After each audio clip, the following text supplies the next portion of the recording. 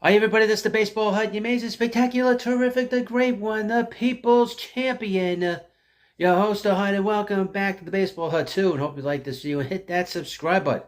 So we're going to talk about the Three Stooges, but they found a bigger stooge in the San Diego Padres, that's the New York Yankees. In particular, Brian Cashman found a big stooge in A.J. Preller.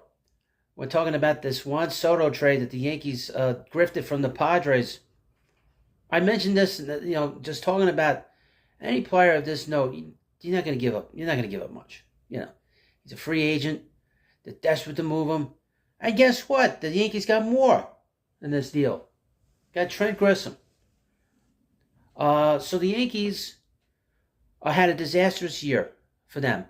And not only that, they are competing with the richest owner in baseball with the New York Mets. This move was made for several reasons. One, they were so embarrassed by how poorly they played that Steinbrenner basically read them the riot act in this offseason and said, look, you either start making moves that improve this ball club in a big way, even on a sort of in a superficial way, or you're all going to get fired. I think he basically told Brian Cashman, you're going to get fired next year. Just you don't turn this around. So with that in mind, they make this deal. Now, I had said that the Padres would get grifted, that some of the players that was being discussed in this trade were not anything that are going to be long-term problems for the Yankees as a PR situation.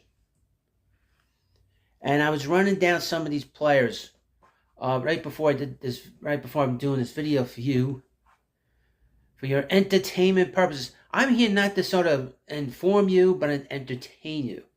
I'm an entertainer before I am an informer.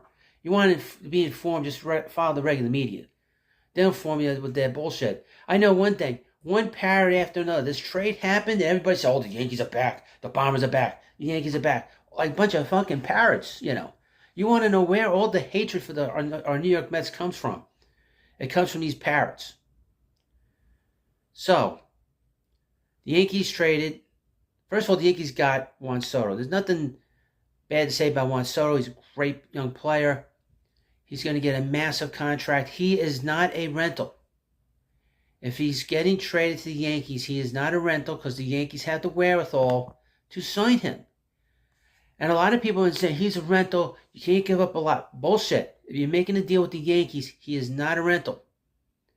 But because I don't think the Padres understand that, and since the market for Soto wasn't that large, they should have held out longer than less than a week when they came up butting heads on the value on Soto. And they got Trent Grisham, who's basically a center field. He's basically going to be the caddy for Aaron Judge. I would mention about Aaron Judge. If he's not healthy, the Yankees don't win. Juan Soto does not make your team better. Even though he put some great numbers, and his WAR is very high for a young player. We saw that last year. He hit 35 home runs and the Padres won 82 games. And he played terribly in the last 2 months of the 2022 season. Just keeping it real, he does not make you better. And their pitching depth has now been depleted through this trade, to be honest with you. And even if they were to, outspend the Mets to get Yamamoto, they still have a lot of pitching depth problems. They don't have a closer to rely on. Let's put that out on the table. That is something you cannot, and the Hut means cannot underscore, that the Yankees do not have a closer, quite frankly, of note. Now the Padres received in this deal Kyle Higashikawa, the catcher who's basically a backup. Okay, Johnny Brito, who went 9-7 this year, with an ERA over 4. Young pitcher, 25-ish, I guess. If the Yankees trade you and you're a pitcher, it means they don't think you're any good. Drew, let me get into these prospects that haven't pitched in the majors. I had to read up on them a little bit. Drew Thorpe, which we've been hearing all kinds of poetic stuff being written about him. I've been reading poetic stuff about him since the middle of the summer. He's the best next great Yankee pitcher. He does not throw hard, folks. I was reading he throws between 89 and 92 miles per hour, and sometimes he peaks at 95. He is a guy who's 6'4", throws 89 to 92 regularly.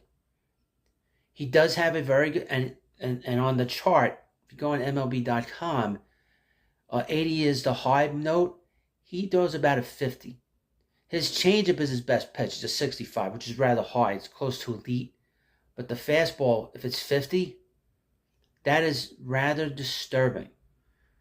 And in fact, Randy Vasquez, who's the other prospect in this deal, has a fastball valued at 55 out of 80.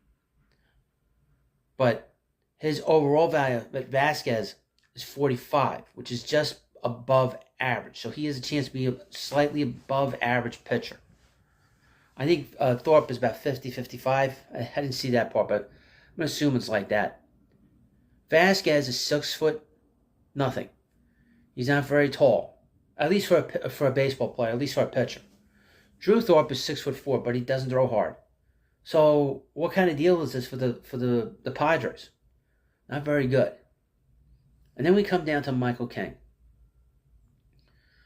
Michael King is 28 years old. He's going to be 29 during the season next year. So he's an older pitcher. He's not a prospect. He's pitched in the majors about 4 or 5 years. He is not a prospect. And he's not a guy that... He's been in the bullpen. So he's a middle reliever. So the Yankees got Juan Soto for a middle reliever, 2 middling pitching prospects, a fourth starter, and a backup catcher. Just think about that for a second. And not only did they got Juan Soto, but they got sort of an everyday center fielder.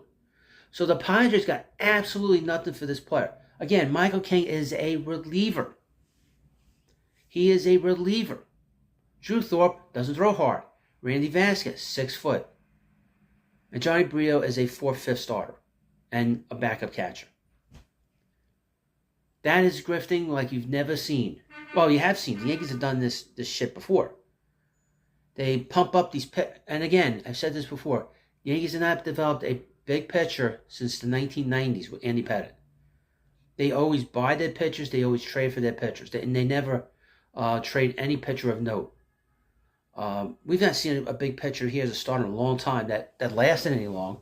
I mean, Luis Severino, which the Mets signed, because that's a low-risk move for the Mets, and it's just money we're talking about. He's really the last guy that pitched really well, but he only pitched well for 2 years. I don't count that. If you pitch for the Yankees 5 to 6, 7 years, then that's of note. They've not developed anybody since Andy Pettitte. And they don't trade anybody that comes back to bite them. None of these guys will come back to bite the Yankees. Maybe they'll pitch a big game here and there when they get to the majors. But for the most part, you got probably a couple of middle relievers here. And like I said, Michael King is a middle reliever. And he's the headliner on this deal. He's the headliner. A middle reliever, 2 middling prospects, fourth and fifth starter, and a backup catcher for Juan Soto. You know, I mean, this is the joke. And this is not me being a Met fan. Oh, I'm bitter. I couldn't care less, because the Mets can wait until next year. The Mets are not a desperate team. The Yankees are a desperate team. This was a desperation move that they needed to make, or the GM was going to be fired. He had to do this to shut up all the media, because the media's been bitching and complaining a little bit about how the Yankees haven't done anything.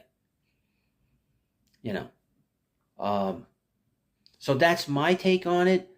Like I said, I followed the farm systems. I looked them up very quickly. It's very easy to do. That's what I've been doing. I read up on some of these kids, and there's nothing here. This is not much of a trade, to be honest with you. The Padres should have held out longer. Then they shouldn't be desperate to get rid of the contract. And then to give up Trent Grissom. I mean, you know, you robbed us, but take the house too. You robbed us from what we had in the house. We just take the house, take my wife too. Some guys would want you to take their wife, but that's besides the point. Well, you let me know what you think about this video. You know, this is a joke of a trade. The media have been waxing poetic about Michael King. John Harper of SNY, he used to write for the New York Daily News. He always talks about how he's like talked to this veteran this guy in the front office, this scout, waxing poetic about Michael King. Michael King is he's a middle reliever. He is not a starter. He's not even a star as a pitcher. Now, pitchers can come out of nowhere and become a star. Maybe he does. But up until this point, he's been a middle reliever. And he closes once in a while. Now, I would say this.